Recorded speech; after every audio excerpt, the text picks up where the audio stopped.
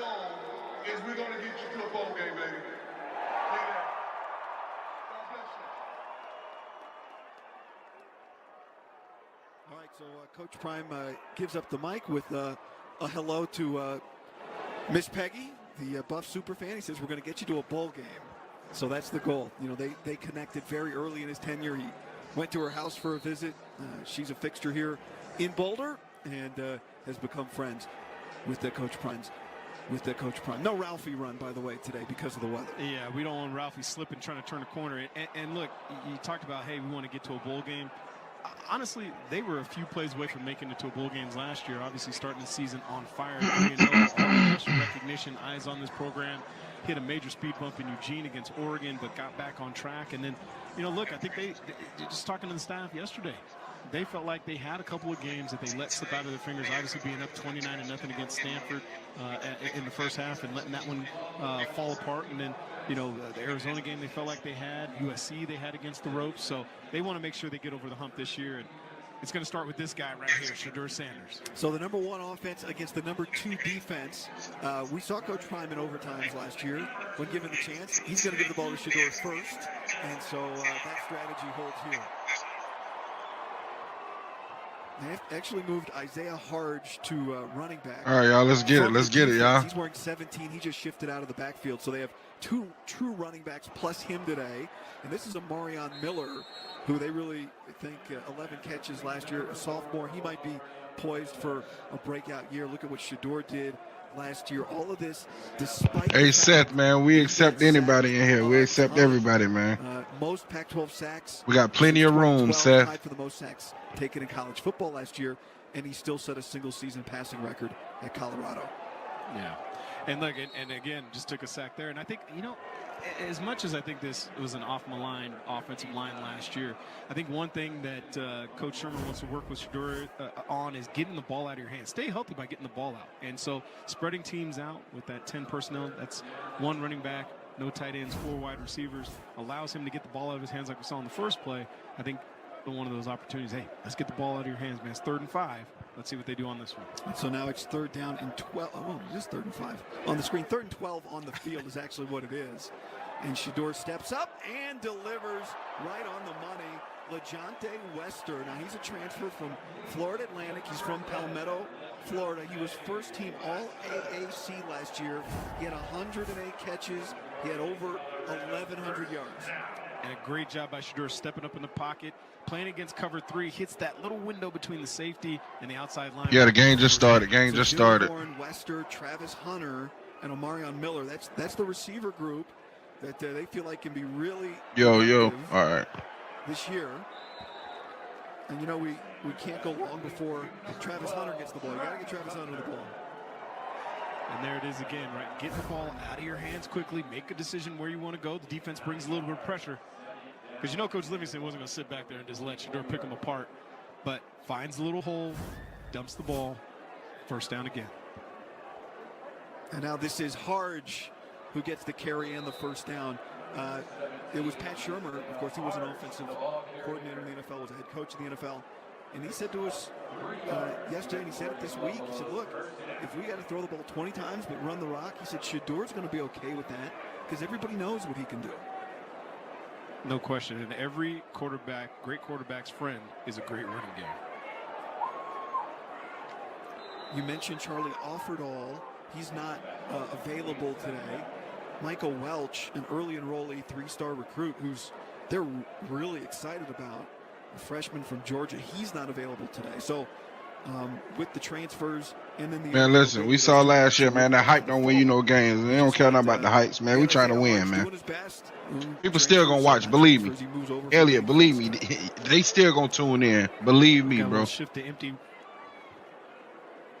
Watch Shedeur to get the ball out of his hands again quickly there to Travis Hunter. And the crowd watching as Hunter gets down inside the 20. Coach Prime will stop the ball. He's actually going to spot the ball about the 26.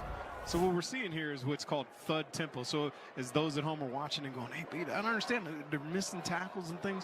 Well, The idea is, how do we keep guys healthy? How do we practice tackling by getting our shoulders around, shooting our hips, creating a little bit of contact, but not taking guys to the ground where legs can get tangled up in things where somebody could end up with an injury. So that's why you saw what you saw there.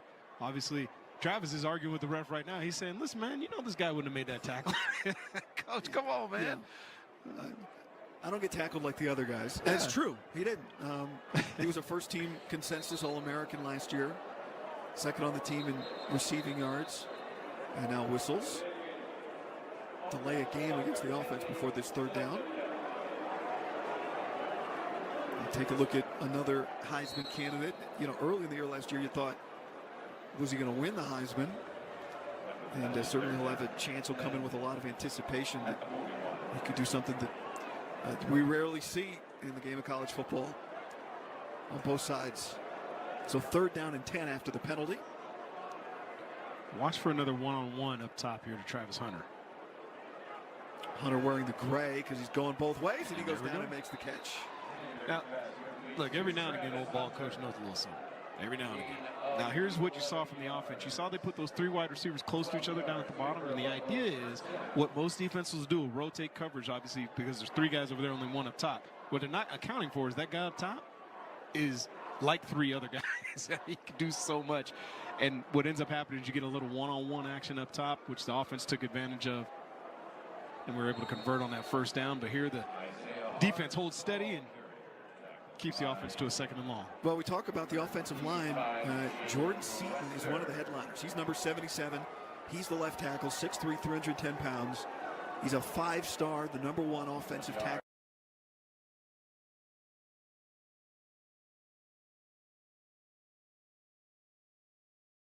Yeah, so I think Coach Prime has said, you know what?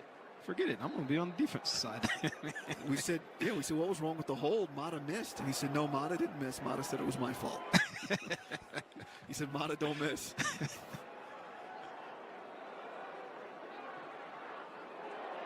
And just like on key, Mata don't miss. Mata don't miss. So that's the number 1 offense against the number 2 defense. We're going to get to see the number 1 defense coming up.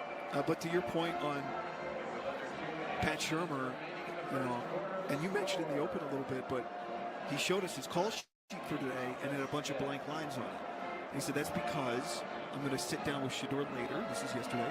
We're going to write in all the plays he likes. He said, that's why I said area, not ear, my guy. I've done it throughout my NFL career, and that's the way we're It's raining, storming over here. Talking there in the bottom left of the screen as we highlight Mr. Mata, who had his great dance last year as he did the game-winning kick against Arizona State. But you know, down there on the sideline, Shedeur is talking right now to Pat Shurmur, who, by the way, a lot of coordinators like to sit up in the booth so they can, you know, get a good view, see what's working, what's not working. But he's like, look, I want to be down on the sideline. It's a different animal when you get a chance to look somebody in the eyes, really talk to them about what they're comfortable with and things like that. And so Pat Shurmur, having done this for so long, 24 years in the NFL, now his 2nd year here at CU, really wants to get a chance to. No, not the Chinese one. I think they shut that Chinese channel down. As a defensive coordinator, I don't know. He said he's been banished. I haven't seen it in a while.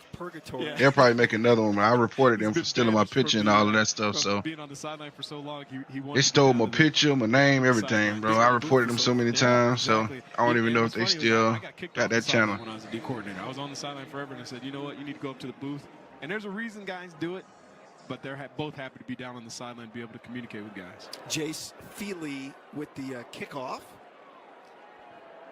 There's some good blocks going on down there. Crowd likes it. Listen to the crowd.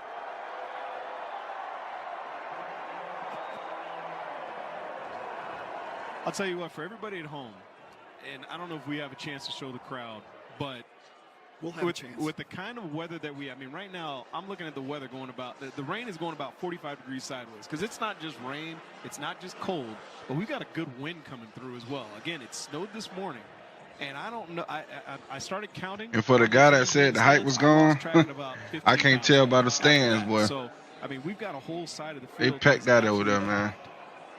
And there's people all the way underneath the 300 level. So shout out to the Buffalo fans for really coming out and supporting their team in spring football with this kind of weather. Christian Sarum, one of the available running backs today gets the carry. Ryan Staub is the quarterback for the number 2 offense. So the number 1 defense is on the field. Staub started Colorado's final game of the year last year at Utah when Shedeur Sanders was injured. Almost beat. Bro, they cloned me all the way, bro. First real look at the number 1 defense. I had forgot who I was for real. Here in Boulder. Well, look at here. Listen, I'm going to take. Number 1 defense on the field against the number 2 offense right now. And obviously this will be a fun thing to monitor in the fall and into the beginning of the season. Robert Livingston, after a decade with the Bengals, the secondary coach there, most recently taken over as the defensive coordinator. Ryan Staub, the backup quarterback, is tackled by Taj McCoy, who's a sophomore that they really like. Number 40 in black, a sophomore from Oklahoma City who was a big-time recruit. And Coach Prime Michael said, I watched to see Prime's transfer team fail. That's cool, bro. I mean, yeah, he said he's a dog. You watched to see him fail. I mean, that's, you know, that's on you, my guy. I can't say nothing bad about you. You ain't the only one. Hunter working in the middle as a nickel as opposed to outside as a corner, just trying to get him more involved. You was not the only one that watched to see him fail. And also be able to show his run support. So, again, it's just adding to his resume as he wants to continue and go on and play at the next level. Mark Vassett, the punter on, and this is a punter they really like. Pro Kick Australia guy who averaged over 44 yards per punt last year. We didn't get too much of a look there at the number 1 defense, so hopefully we'll get another look at him. But it's a secondary that they're also, when you, around Travis Hunter, they're very excited about, even though, it was not a great defense last year by any stretch. But they were still 70 yards better against the run last year than they were the year before, even though they had a bunch of games in which they allowed 200 yards rushing. So they think it's a defense that's going to take another step forward. And we asked Robert Livingston, the defensive coordinator, Nigel, what would you call the defense? What is this? And he said it's an attack. Yeah, the Lakers definitely don't. That's what I would call it. Lakers definitely don't make it without LeBron. This dude said the Lakers getting held back by LeBron. Come on, bro. Hey, what are you talking about, bro? It's about getting shots for your best players. He talked about him as a basketball player. He said putting your guys in positions to get shots, to make plays, and maybe that's part of what you're talking about with Travis Hunter moving to nickel. Yeah, I'm going to be honest with you. I'm waiting for... He said just like him booting players that were there, games were fun to watch, though. Our team did pretty well. Go blue. Very passive. It's like when you ask a head coach after recruiting, signing day, hey, LeBron booting players off the team. Right. I'm waiting for that one. I've never heard it before, so I don't think I ever will. But, no, I think the way to be attacking is, again, and I mentioned in the open, is unconscious competence, right? At his age, put those things together. It sounds a little funny, but when you think about it, I feel like they got to find learn the system. Somebody else to build a team around. I ain't gonna lie, LeBron getting old, bro. He does not know. LeBron is getting old, man. Don't get me wrong. He's still playing really good, but LeBron ain't the old LeBron that. He understands what he's supposed to do, but he has to think about it. You know what I mean? Like that he used to be, bro. Dude getting old, man. For those of us who are over, I hate to say it, bro, because that's my. I to say nothing against him, but I didn't get to watch MJ play, so I can't really say he my GOAT because I didn't watch him. The second quarter. He retired in '93. I was born in '92, so. Offense is back out. And Shedeur Sanders is going to take a shot. And right through the basket of LeJohntay Wester with good coverage there from Nathaniel Watson. Now you have to say it like Nathaniel Watson. Hey, what a great, how about this? This is just great play all the way around. Great job by the receiver stacking. Great job by the defensive back sticking his hand in between. The safety comes over. Shedeur Sanders drops it right in the basket. That's a good all-around football play. You saw the safety there was Herman Smith. This carry for Isaiah Hart. Smith played at Idaho State last year, but was at Jackson State for 2 years with Deion Sanders there. Let's see, big 77. But like I said, I didn't get it. I didn't get to watch that era, but from hearing from people, this year in the transfer portal, MJ retired in '98. Oh, he must have came back. Was experience, in particular on the offensive line. As Travis Hunter, ball goes through his hands, he was going to want that one back. But oh yeah, he did come back after '93. Yeah, you're right. He did come back. Phillip Houston, 648 snaps at FIU. He came back, but when he, 766 I don't know. snaps at UTEP. Walker, 766 snaps at UConn. So you kept seeing those things over and over and over again. You know, Quincy Wiggins, you know, guys who not just played, but played a ton of football. So they're able to step in here and have that experience. Nah, all they have to do is learn the system. Khalil Benson. I don't think. Right tackle last year at Indiana. I think LeBron better than Kobe though. I ain't gonna lie. Don't get me wrong, RP to Kobe, but I think LeBron better than Kobe. Ohio State that just announced he'd be coming to Colorado. I googled when he retired. Google said in '93. So hey, don't blame me, bro. Today was the leading receiver at FAU last year, 108 receptions. So I mean, those are the kind of guys they're bringing in the door to make an immediate impact here in Boulder. But Nigel, there's no question. I mean, to go back to so he retired for a second time in '99. Not protect Shedeur. He returned in 2001 for a short stint with the Wizards. Okay. Totally new offensive line this year. Yeah, and they could not provide a consistent running game. Okay, so he took his bow at the age of 40 in 2003. Okay, so Shermer, as we see him in the huddle with Shedeur, he definitely is right now, and they're expecting more help to be able to come help these guys in particular on the offensive. He got Kobe. MJ, I mean, it is. I don't know. I didn't get to watch that, but I think he got Kobe. Roster at the offensive line because they had to improve. Zelinski's there at the bottom. He played a few games, Fuck out of here. Games last year, but a lot of change up front.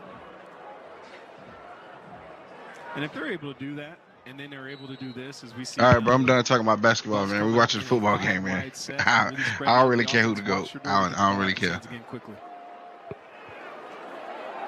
And it's batted down by Taurine Carter, a transfer from Arkansas. Big man, 6'3", 305, who played in all 12 games last year for the Razorbacks. Yeah, and every time I hear Arkansas, I keep thinking of Les Miles, who used to call it Arkansas.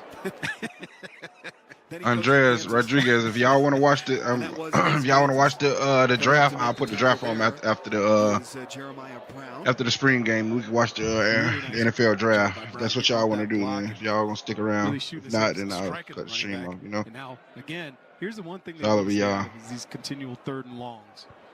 So another third and long that Shedeur in this offense will try to convert.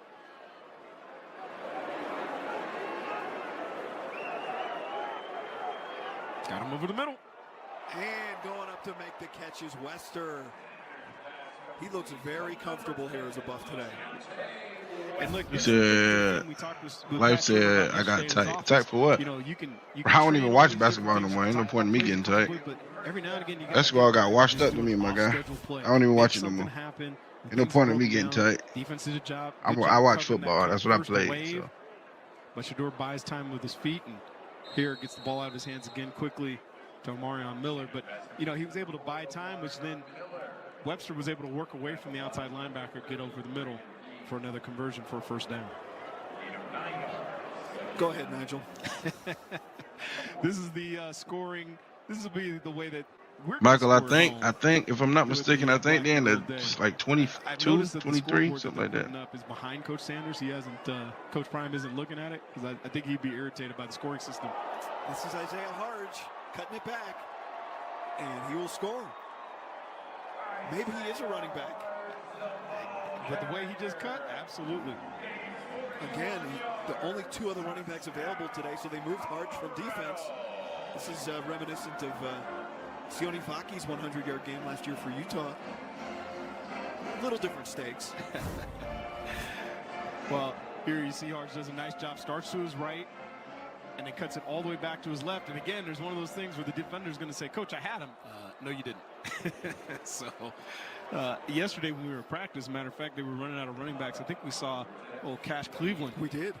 Take a couple of snaps at running back, who, by the way, for those at home who are unfamiliar with Cash at running back. Michael said he hated the transfer era. I mean, I don't really like it either, but I understand it. You know? Because nobody was going to try to tackle. I understand the transfer portal. I understand it. You know. Mata? You know, it was funny to go back to your point on. Sometimes players pick teams to go to, and they just don't fit in. You know, so I kind of like the fact that they can maybe go somewhere and become a starter, get noticed or something like that. Because you got teams like Alabama and Georgia that have all that talent, But we don't sitting want our back big runs to be waiting to Shador, play when they can go somewhere else and start, you know. We So, want them to come from the running backs. Yeah. And it's critical. but it do hurt a lot of college teams Keep a defense on. because The defense knows, they don't have depth look, no all more. we They have don't to do have is go players to to the back first up down because a and lot of the get good the ball backup out. players will go and play and start somewhere else. So And as talented it kind of kill. It's gonna hurt a lot of them big schools that was you can see Shador talking that was to Joe you know Jr. taking over college football for a while. So it's gonna hurt a lot. So, but I like it like that, man. Y'all, I hate when 2 or 3 teams win it every damn year. I want to see something different, man. It's definitely hard to develop teams. You can't really run the ball consistently against us. And so we can just pin our ears back, come and get you. And if we can hold Mr. Red, he said, what? Carmoni McClain jumped in the portal. Carmoni McClain been left. Carmoni was gone before it got reported. Is honest, keeping them in much more simplified defensive schemes. They can protect Shador. He wasn't even showing up to practice. We just saw Shiloh Sanders there, 21, the safety. We were talking to Coach Prime about his son Shiloh as Travis Hunter makes the tackle. And he said one thing. He said, Shiloh. Yeah, I mean, like it's part of the grind. Don't get me wrong. It is part of the grind, but man, these kids trying to make money. And then the NIL made it even worse, bro. Now players is really going places to get that bag, bro. So between the transfer portal and the NIL, and colleges is a different game. I think a lot of old school Buff fans love to see. The number 2 defense against the number 1 offense. There's Trevor Woods, the safety converted linebacker. Number 2 offense, number 1 defense. I'm sure we get that right. Thanks, Nige. But that's Trevor Woods there in coverage. It's a secondary that they think is basically. He said sitting on the toilet while practice going on. Yeah, Carmoni was like, bro, had a terrible they GPA. really love the group, and then Travis Hunter. Yeah, no question. And what? Somebody said, can you hush? Nah, if you want to watch the game without me talking, you can go watch it somewhere else, bro. Especially at the corner spot. I'm talking to the chat, man. With Travis Hunter and move him, Preston Hodge. Move him back inside and make some things happen. So, I mean, right there, with that kind of talent in the secondary, I mean, as you look at all these guys, what it allows you to do is you don't even have to get creative anymore. We don't have to worry about zones. We don't have to worry about zone pressures and how can we get the ball out of the quarterback's hand. Those last 2 plays, they went straight man-to-man. It was backyard football. But because they are able to move a guy like Travis Hunter inside, which is the most difficult spot, by the way. And the reason I can say that, because I played it. There was nothing harder. Because at least at corner, you have a sideline to help you. You can kind of play guys to the sideline. When you're in the middle there, that's why they want a guy like Travis Hunter. Because those receivers inside have 2-way goes. They can go wherever they want, and they have a bunch of room to help them. And so when you have a guy that talented who can move inside, it is a problem. It is an absolute problem for offenses, especially when yeah, I seen that Carmoni might have interest in UGA too. I mean, I say Hodge there from Liberty. We saw him make that play a moment ago. And yeah, I seen that too. But he was great last year. He was top 10 in PFF's coverage grades. Yeah, Irvin. Shiloh graduated from Jackson State. He had to graduate before he transferred. Hodge is a heck of a player. They really liked him, and they think Colorado got a really good player at corner. They absolutely did. Speaking of which, we got Hodge again putting on his old teammates there on the defense. He's playing with the number 1 and the number 2 offense right now. He's kind of like Travis Hunter, but just on offense. It was funny, you know, Robert Livingston. Yeah, the weather was bad last year's spring game. It was bad. They had it cleared snow all off the field. It was bad. This year actually pretty decent. And Travis just ran 9 straight reps with the offense. He comes over to defense, and I said to him, "Do you need a rest?" He said, "You should have seen the look on his face." He looked at me like I was crazy. No rest. Doesn't need a rest. And again, as I'm watching this thing just from a defensive perspective up here, again, what the defense is able to do is that was a 3rd and medium, and instead of playing some form of zone, because maybe you don't feel good about a guy in man-to-man coverage, they went straight man across. Yeah, Shiloh in this last year eligibility. And were able to lock everything down. And again, it looks like we're in the same situation again. This is just straight man free. Watch and see the linebackers now stepping out with the running backs and one-on-one up top, and defense gets a stop again. Yeah, the number 1 offense cannot get open on the secondary. Right? I mean, we've seen that now in 2 series, and that was Preston Hodge again. It's one of the best corners in the country right there.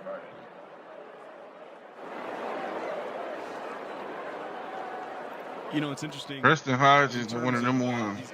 Oh, okay. Preston Hodge and Travis Hunter. Ooh, this is going to be interesting. I think our defense is going to be crazy this year. If you're going to do that, you have to be absolutely dominant. I'm a Bo Nix fan. I like Bo Nix. You can't. I like Bo Nix. You can't be average as a defensive player. I can't hate on Bo Nix.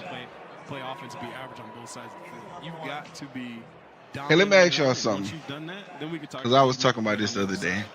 Of the ball. About what is his name? And so obviously with a guy like Travis Hunter, dominant on one side of the field and able to make that move, and with Harge getting there, dominant on defense. So hey, let's go take some reps on offense. And just to be clear, I don't know that they view him that way, but they need him to play running back, so he's doing it today. It was the Michael Penix Jr. getting drafted by the Atlanta Falcons after Kirk Cousins signed that big contract. The other side of the ball. So we said one. How y'all feel about that, bro? I gotta ask. Michael Penix Jr. got drafted in the first round by the Atlanta Falcons, and they just gave Kirk Cousins like a $200-something million contract. The sophomore transfer from Vanderbilt in at quarterback. You can see how big he is, wearing number 9 in gold. His first snap of the day. Appeared in 5 games last year at Vandy and threw 15 passes, but he's 6'3", 225. From Spring Hill, Tennessee. I think he's actually about 6'6", because that is a big human being. We were standing on the sideline yesterday, and I said, I don't know who feeds these guys, but that grocery bill is large. The grocery bill is definitely large. And it's incomplete as he's looking in the flat for Antonio Posadas. You know, tight end is a big question mark. That's one of the big questions. They feel like even though they don't have the running backs now, they'll have them. The receivers are very good. Tight end, they got some questions. And they even have a guy that a lot of folks, maybe Husky, if there's any Washington folks out there will remember, Savell Smalls, who was a big-time defensive recruit at Washington, has switched to tight end, and he's part of the tight end battle. Not on the field right now for Colorado, and that gets broken up by Israel Solomon. It might be good. Well, here are some of the tight ends that are. Hey, listen, Randy. It kind of was awkward to me because I've never seen where a team pays a player $200 and something million, and then the first round of the draft they pick a quarterback up. I've never seen that. I've never seen that. So that's why I was kind of like, what the heck? Get the ball in his hands. You know, he's a big guy too, at 260-pound. Tight end, being able to try to move some of these guys off the line of scrimmage and get this running game going. That list, for reference, there was not a single player on that list that had a catch in 2023. So, you know, that's obviously a question mark. But as we said, man, they got a lot of receivers, and we'll see what running back looks like. They got more on the way, both from the portal and in terms of freshmen. As we wind down here in the first half, you know, yeah, unless he dies crazy, bro. Unless he die. Oh man. I'm not sure yeah, I think that was a crazy pickup, but that's a crazy. Just saw that the NFL has passed a rule where in the fall this season you'll see as the ball gets loose, Jeremiah Brown caused that fumble. But you're going to see guys on the field with these deals that are actually help prevent concussions. Gino said maybe Cousins is ready to start after the Achilles. Once again, so if you think a player is not ready to start, why would you give him a $200-something million contract? That don't make sense, bro. Mr. Brown making his presence felt. There's a 3rd down and 10. They also some contract. Getting a running back for guaranteed, Walter Taylor. So they can let him walk. Quarterbacks we see today. And that is dropped. Oh, Israel Solomon, who redshirted last year, the freshman from Dallas. And what's funny is I remember working with Ken Wilson, who was at Oregon when we were together in Nevada, and he said every defensive player. Jeremiah Brown been balling. I like Jeremiah Brown. I think Jeremiah came from Jackson State, didn't he? You can catch the ball that well, you wouldn't be over here. Don't worry about it. That guy could catch it. Yeah, that guy could catch it. But the rest of you, it was funny again when you look at these Guardian caps that all the players are wearing, and you also see the quarterbacks aren't wearing them, and the quarterbacks are in different jerseys again for everybody at home because you don't get to touch them. That's why they're wearing different jerseys. So the defensive players are where we don't get near the quarterbacks. And just as I say it, wow, you get a defensive player squatting down at the quarterback's hand. Oh, the ball was live. Recovered by the offensive lineman, but I know some places that play alone will get you kicked out of practice. Well, Shane Coates, you saying just Shane Coates just getting the strip? Yeah. He makes the great play, but then the offense recovers the ball. Yeah, but don't touch the quarterback. That's the general rule. Maybe all bets are off today. I'm not really sure, but that is. Well, did he touch him, or did he just hit the ball? I don't think it was a clean strip. Okay. In hoops, that's definitely the quarterback would have been on the line on that. And maybe the starting nose tackle there. It's where he's listed now. The graduate student had 9 starts last year. That's the most experienced defensive player on the line. He started his career at Dartmouth, and in year 2 here at CU. Yeah, I'm not sure if Walter Taylor can shoot free throws, but he'd been shooting. That was a shooting foul. He was in the act. Was his arm coming forward? No. In the act. Different act. Okay. In the act. Destin Wade, our 4th quarterback today.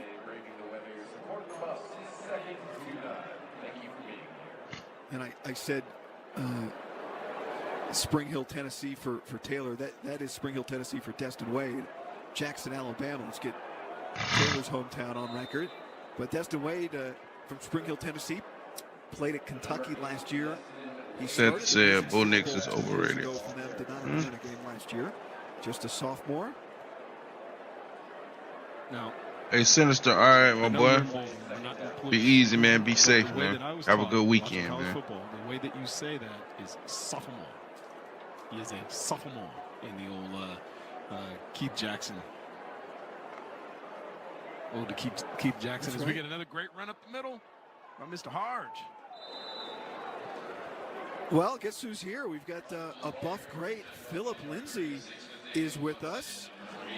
What's up, Philip? How you doing, man? What's up, guys? How you guys doing? We're doing great. Of course, Buff fans, NFL fans remember you. Denver fans remember you well. But for all of us around this league, you were part of bringing Colorado football back. You were such a centerpiece of that. Hey, Brian, I ain't know Lindsey went to Colorado. Well, because of the work you did. probably a lot of us did, because a lot of us probably wasn't watching him when he was playing here. It's been amazing what Coach Prime has done for this program. It's like night and day. You know, of course, for us, it was the rise. You know, we started that with Coach Mike McIntyre. And then after that, kind of went down on the lull. But then when we got Coach Prime, which was unreal, you know, I didn't believe it at first. I had to pinch myself. And when he finally got in the building and started to change things up, and the culture just, you know, started to change and go into a more positive way, it's been great, man. It's been great seeing the type of athletes that we're able to get here in this program, seeing the fans. I mean, come on now. It's a spring game. It's raining, and you see it's almost sold out. Exactly. So, I mean, it's fun. You know, it's a fun atmosphere, and I'm excited to see what Coach Prime does for year 2. We got a lot of different athletes coming in and out, and hopefully the athletes that we need to stay, and go for that national championship. That's the goal. Well, we see you in the tunnel down there staying dry because the elements are not great today. But, I think fans really want to see you out there again. And we know can you tell everybody what's going on with you lately and where we can expect to see you? Yeah, so for me, I'm getting ready to retire, man. I'm getting ready to retire from playing football, and the football's getting to be done for me. And I started doing the radio station, 104.3 The Fan. All right, y'all, you guys tune in. Getting better every day, doing something different, man. Doing something different than just football now. So it's different for me. But I'm always going to miss. I'm going to miss being able to run the football, but most of all, just miss being around some of my teammates. The biggest thing is when I was here at the University of Colorado, it's the brotherhood. It's the culture that we built here. And honestly, yesterday, Chidobe Awuzie, that's my best friend, he was over there, and we were watching the rise and how it all begun for us. And, yeah, man, so it's exciting, but it's a different journey from here now. Well, first of all, congratulations on a great career. I mean, there was a time probably coming out of high school where some people thought physically, maybe you wouldn't be able to play college football because of your knees. And then you have a great college career and a 5-year NFL career. So congratulations, Philip. I appreciate that. Appreciate that, man. You know, you're a great guy to ask. We all spend so much time talking about Travis Hunter, but you've played football at the highest level. How hard is it what he does, and what stands out to you about him? I mean, the issue is there's no issue for Travis Hunter, period. You know, he's a jack of all trades. All right, I wish I had his athletic ability. I wish I had his speed and the way that he can go both offensively and defensively. I mean, that's unheard of, okay? And the stamina that young man has. And it's one of those things where it's just like, I wish I was in his kind of body. I wish I was 6'2", 6'3", able to do things he was doing, you know, and the athletic ability that goes with that. And on top of that, he's a very smart kid, and he's definitely going to be a top 5 pick. If he can stay healthy, he'll definitely be a top 5 pick in the NFL draft next year. I love it. He says he wishes he was. I think me, stating.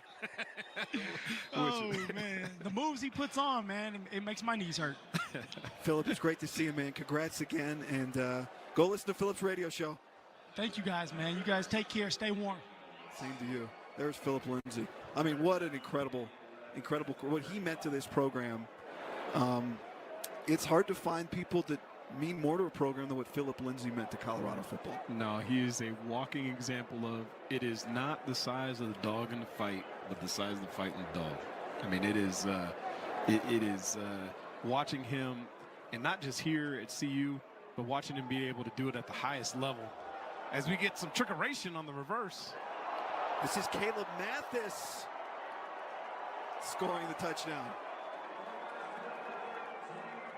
Caleb Mathis, a sophomore from Arlington, Texas, who had 6 catches last year. We'll see if Coach Prime says whether that was a tackle or not, because, again, great job. Like, okie dokes, a few of the defensive linemen who thought the play was dead, but right there, looks like he was tagged off. And so we'll see. Coach Prime looks like he's moved things back to the 22-yard line for the offense. While we have a moment, the grounds crew, it has been pouring rain here in Boulder since sunrise today. This field looks incredible. Yeah. So a tip of the hat to them. Absolutely. They're not gonna rush the field today. Yeah. Can they stop by my house? By the way, I got weeds, some moss. It's not good. But we got another reverse. Well, we were just talking to Philip Lindsay, and he mentioned our next guest, Chidobe Awuzie, who joins us down from the field. And this is actually, you are one of the most perfect people to talk to, because you know the new defense here very well. But first of all, you know, we're just talking to Philip about the group of guys that helped bring this program back, and you were a big part of that as well. So what did it mean to you being around the league? I'm sure everyone was asking you last year about what's going on at your alma mater. So what's it been like to be a Buff this last year? Oh, man, it's been amazing. You know, there's a lot of hype around the program right now. When I first came into the league, they were making fun of me for going to Colorado or being a Pac-12 guy. But now it's like, you know, they're asking me for gear, for merchandise. They're really invested in the program. So it's like a badge of honor right now. It's really cool. It's all about the merch. It's all about the merch. Look, you know, it was interesting. We got a chance to sit down with Coach Livingston, who you're very familiar with his time at the Cincinnati Bengals. And he told us a story about you in particular. Hopefully a good one. Well, he told us a couple bad ones, but we won't talk about those on there. I'm kidding. Right, but cool. I'm kidding. But he told us a story about how you guys were on the sideline in a critical game against Kansas City. And the call came down, and you actually stepped forward and said, hey, you know what? Instead of that, how about we do this?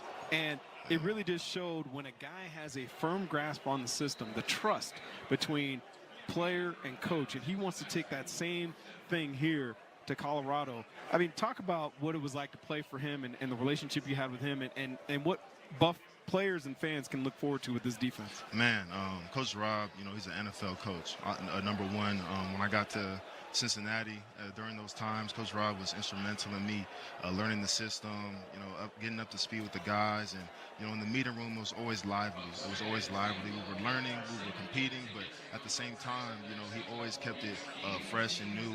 And then when we got on the field, he let us play. You know, that was the number one thing. Coach Rob always let us play. So I'm thinking on this program, you know, they're the guys that want to play at the next level, they're going to get exactly what it feels like to have an NFL DB coach. But now he's your defensive coordinator, so he's going to touch all the people from the D-line to the linebackers to the safeties to the corners, everybody. So they're just going to get a great guy. I still, visit him a lot, call him. I visited his family when we're in Cincinnati, so he's just a real person to connect with. So, I really love Coach Rod. That's awesome. We got a chance to ask Philip about Travis Hunter, but you, in your NFL career, and congratulations, you just signed with the Titans. You played against the best of the best quarterbacks. You played with one of the best in practice against Joe Burrow every day. So what do you see when you watch Shedeur Sanders? Oh, man, I see a guy who's really calm under pressure. That's the number one thing that you look for a big-time player is that, when the big moments happen, can you count on them? And so far from last year and just seeing how he maneuvers, the lights are never too bright for him. He's always ready to compete. And when the pressure's at its highest, that's when he plays his best. So as a young player and obviously coming from his dad, he probably got that from him. It's really impressive to see and it's proud. As an alumni, I'm proud that he has the keys to the offense and keys to this program right now. That's great insight. Good luck this year with the Titans. Thanks for making time. We appreciate you stopping by. Much love. Chidobe Awuzie stopping by with us. And, this is a guy who plays against Mahomes, plays against Lamar Jackson, plays with and against Joe Burrow. He's seen the best of the best. So that's valuable insight right there. Absolutely. And because, again, we're not playing this necessarily in a game format, it's more of a practice format. They started off with some 11-on-11 for the fans, but now moving to a little 7-on-7, a little pass work, a little pass offense, pass defense. As the rain continues to fall here in Boulder.